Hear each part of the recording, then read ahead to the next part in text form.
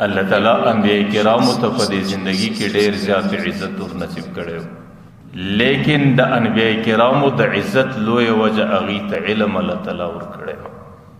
تیره جمعه کې مې درته وویل چې حضرت آدم علیه السلام الله تعالی د خاورې زه پیدا کړی او توره خټه وه او بې اصله خټه وه او ډېره بې حقیقته خټه وله او ډېره کمزورې خټه وله، او د دې په مقابل کې الله تعالی حضرت آدم علیه السلام په مقابل کې الله تعالی ملائکې دا نورانی مخلوق پیدا کړی. لیکن چې کله الله تعالی د حضرت آدم علیه السلام او د ملائکو په مابین کې د علم امتحان کښې شوی، نو حضرت آدم علیه السلام ته الله تعالی د صنعت علم ورکړی و، د حرفت علم یې ورکړی و. حضرت آدم علیه السلام ته الله تعالی د کشتو د کیتۍ علم ورکړی و. حضرت آدم علیه السلام ته الله تعالی د ګنډلو علم ورکړی و. حضرت آدم علیه السلام ته الله تعالی د یو شي د پخولو علم ورکړی و. ځکه آدم علیه السلام دنیا ته الله تعالی راواستوی، دا دنیا کې د آدم علیه السلام ضروریات، او چې کوم سړی د شی د سړي ضروریت دي چې کله د هغې علم د انسان سره نه وي، نو د هغې په ذریعه هغه ضرورت سړی نشي پوره کولی.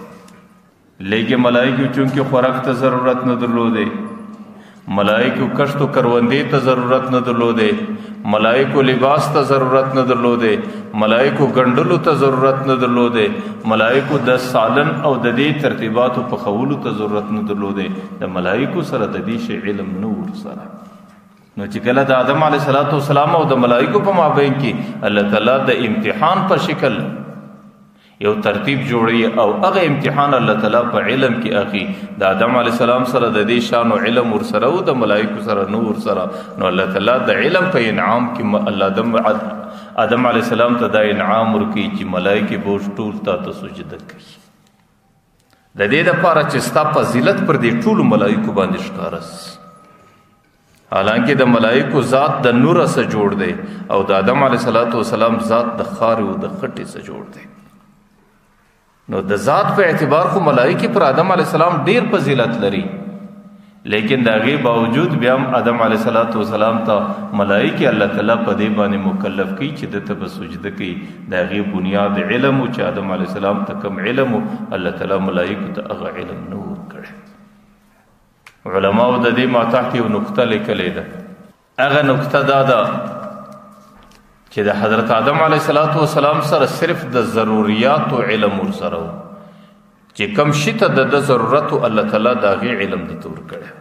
دا یو ډیر عارضي علم او دا د آدم علیه السلام د ضرورت سره متعلق علم، لیکن دی عارضي او دی خاص علم ته الله تعالی داسې فضیلت ورکړي چې د هغې په خاطر ملائکو ده ته مکلف کو چې دوی به پر سجده ورته پرېوځي.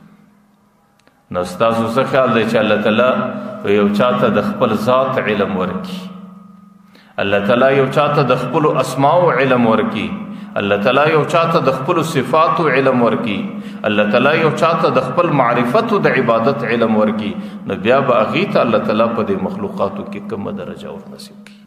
نو د هغې درجې بیان پیغمبر علیه السلام تیره جمعه کې ما حدیث پیش کړی چې پیغمبر علیه السلام به ویل الفضل العالم علی العابد کفضلی علی ادناکم، د یو عالم پر عابد باندې فضیلت دومره دی لکه زما فضیلت چې پر یو ادنا امتی باندې دی.